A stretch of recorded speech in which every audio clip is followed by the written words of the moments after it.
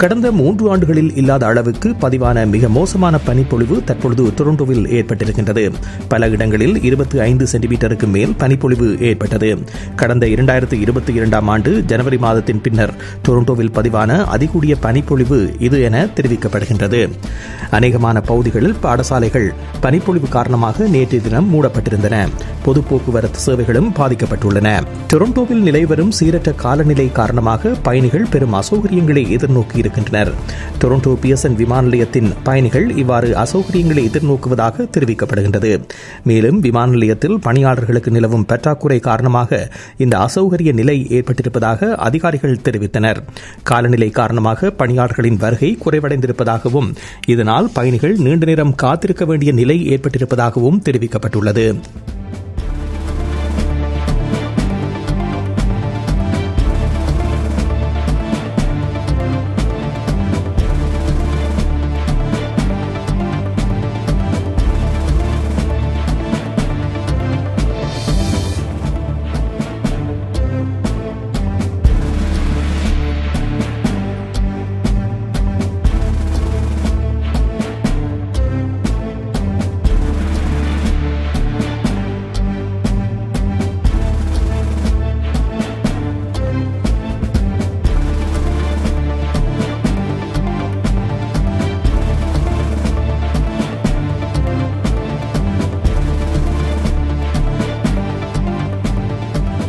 TVI YouTube சேனலில் இணைந்திருக்கும் நேர்கள் அனைவருக்கும் எமது நன்றி.